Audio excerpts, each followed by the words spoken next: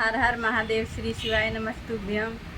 सबसे पहले आज तीज बा, तो तीज के सबके हार्दिक शुभकामनाएं और हमारा तरफ से, हमारे पूरा परिवार के तरफ से, यूट्यूब फैमिली के पूरा हैप्पी हरतालिका तीज की ढेर सारी शुभकामनाएं। तो हम तैयार हो गए हैं, तैयार होके जाएंगे अब कहाँ, तो शिव मंदिर। वहाँ पे बहुत सारी औरतें आती हैं, पंडित जी आते हैं, तो कथा सुनाएंगे, हम लोग कथा सुनेंगे पार्वती मैया शंकर भगवान का, और पूरा अच्छा लगता है। जाते हैं तो हम लोग बहुत रात हो जाता है, तो हम पहन लिए हैं कुछ ऐसा साड़ी, और ये मेरा लाल पीला में मंगलसूत्र है, और ये चूड़ी है, और ये देखिए मेहंदी है इधर से भी। तो हम तैयार हो गए हैं अपना सजना के नाम का 16 श्रृंगार करके। काजल नहीं लगाए, हमको काजल पसंद नहीं है, इसलिए काजल नहीं लगाए। तो चलते हैं मंदिर, और मेरा पूरा वीडियो देखिएगा आप लोग, और कथा सुनिएगा, पंडित जी सुनाएंगे तीज माता का, और अपना अपना सुहाग के लिए कमेंट करिएगा। हर हर महादेव। चलते हैं मंदिर, शिव मंदिर। बोले है सखी, हम अपना पति भगवान शिव को मानते हैं। मेरे पिताजी ने बात न मानकर मेरी विवाह भगवान शिव के साथ निश्चित किया है।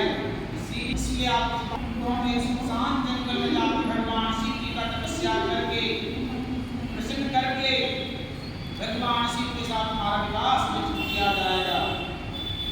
पार्वती और सखी दोनों जाकर गंगा में आश्रम बनाकर रहने लगी। इसी जगह पार्वती को बिना बनाकर पूजा अपना आरंभ कर दिया, तपस्या में लीन हो गई। जब भाद्र मास के शुक्ल पक्ष में हस्त नक्षत्र तृतीया तिथि आया, उसी दिन पार्वती उपवास करके जल को याग करके व्रत को आरंभ किया, पूजा का आरंभ कर दिया। और रात्रि में भगवान शिव जी का पूजन किया। भगवान शिव जी प्रसन्न हो गए। इस भगवान शिव जी कैलाश पर्वत पर से उठकर पार्वती के पास नदी किनारे आकर पहुंच गए। बोले हे पार्वती, हम तुम्हारे पूजा भक्ति भाव से प्रसन्न हैं, मुझसे वर मांग लो। पार्वती बोले हे प्रभु, हे मेरे देवता, हे मेरे ईश्वर, आप मुझ पर प्रसन्न हैं, आप मेरा पति बन जाइए, पति परमेश्वर बन जाइए, हम आपसे विवाह करना चाहते हैं। शिव जी बोले तो कैलाश पर्वत पर जाकर विराजमान हो गए। पार्वती ने मध्य रात्रि में जागरण किया। ब्रह्म मुहूर्त में वह बालों की प्रतिमा को बहता हुआ नदी में प्रवाहित किया। इसके बाद जल ग्रहण किया, पालन किया, और ब्रह्म को दान करके प्रापारण किया। इस तरह पार्वती ने व्रत को पूर्ण किया। इसके बाद जब प्रातः काल हुआ, उसी समय हिमालय राजा सैनिकों के साथ ढूंढते हुए उस नदी किनारे पहुंच गए। तो पार्वती को देखकर गले से लगा लिया, प्रणाम करके रोने लगा। हे पार्वती, मेरी आयु क्या कारण है, मैंने तुझे कष्ट दिया था क्या? पार्वती बोले हे प्रभुनाश्री, आपके पास कोई कष्ट नहीं प्राप्त हुआ है, परंतु मैं विवाह करना चाहता हूं भगवान शिव के साथ। मैं भगवान शिव को तपस्या करके पूजा करके प्रसन्न किया है। हिमालय राजा बोले कि तुम्हारी इच्छा। इसके बाद हिमालय राजा ने माता मैनावती ने दोनों मिलकर भगवान शिव का माता पार्वती का विवाह शिवरात्रि के समय शिवरात्रि में संपन्न किया। विवाह हो जाने के बाद कैलाश पर्वत में दोनों जाकर विराजमान हो गए। तो माता पार्वती कहती है, हे प्रभु, आपने मेरा धर्म की प्रति में तपस्या जो किया था उसको पूरा किया, परंतु जो स्त्री सुहाग की रक्षा के लिए, धन की वृद्धि के लिए, उनकी प्राप्ति के लिए हरिकालिका तीन व्रत करके इसके पालन चाहिए। भगवान शिव जी कहते हैं, हरिकालिका तीन व्रत करने से महान पुण्य की प्राप्ति होती, धन की प्राप्ति होती, पुण्य की प्राप्ति होती, स्वास्थ्य अच्छा प्राप्ति होती है। हरिकालिका तीन व्रत करने वाले को सुहाग की रक्षा प्राप्त होती है। इसलिए स्त्रियों को हरिकालिका तीन दिन यानी जल को त्याग करके त्याग करना चाहिए और भगवान शिव जी का पूजन करना चाहिए, माता पार्वती का।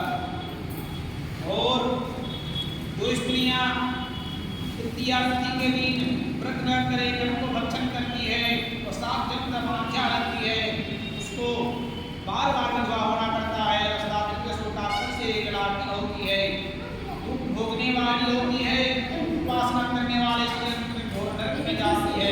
कई सनातन धर्म का यही धर्म है। मांसाहार का भोजन करने वाली, कई मिठाई खाने से, चिट्ठी और सब कुछ खाने से मक्खी का जन्म लेती है, मक्खी का जन्म लेती है। चूवन खाने से सुंडी, फल खाने से बदरिया, पानी पीने से जौं, दूध पीने से सापी और रोजे सोने से सुंदरिया, मृत्यु का छल कपट करने से मृत्यु का जन्म लेती है। स्त्रियों को अपने परिवार, अपने पति के साथ मिलजुल कर रहना चाहिए और भगवान शिव माता पार्वती का पूजन और व्रत करना चाहिए। इस तरह व्रत पूजन करने से महान सुख की प्राप्ति होती है।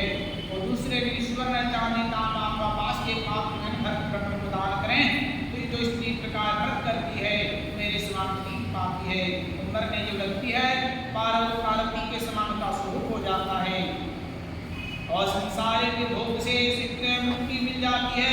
हरिकाल प्राचीन व्रत कर कथा मात्र सुन लेने से सत्रोज्ञ प्राणी का अग्नि करने का श्रवण करने पर प्राप्त होता है।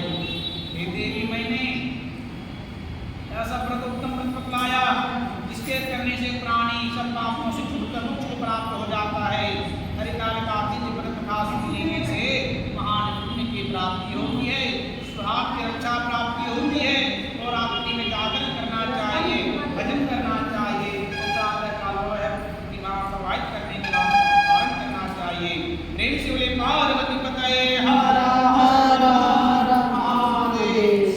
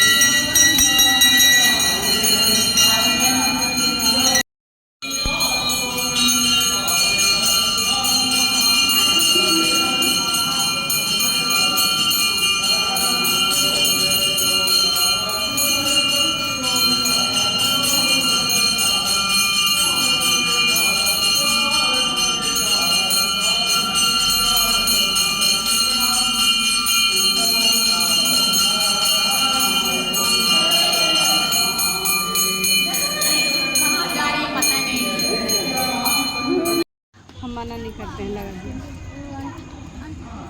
भगवान सिंदूर के लिए ही तो पूजा करता है, व्रत करता है और बोलता है कि हे भगवान बनाए रखें। सिंदूर कोई मना करेगा? वो भी गौरा मैया के चढ़ाया हुआ सिंदूर बड़ा भाग्य से लगता है किसी को। हर हर महादेव।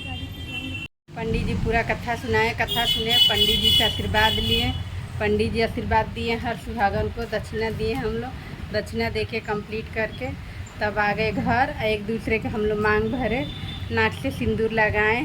इतनी लंबी उम्र हो हमारे पिया की, तो हम लोग एक दूसरे का 5 सुहागिन का मांग भरा गया वहाँ पे और अच्छा लगा और फ़ोटो भी खिंचवाएं। तो दोस्तों वीडियो जा रहे हैं, बनाएंगे, एडिटिंग करेंगे, अपलोड करेंगे। आप लोग देखिएगा, तीज व्रत का कथा सुनिएगा, पंडित जी हमारे कैसे कैसे पूजा करवाए, आरती करवाए, सब वीडियो में दिखाई देगा। और वीडियो को प्यार दुलार सपोर्ट दीजिएगा। हर हर महादेव। श्री शिवाय नमस्तुभ्यम।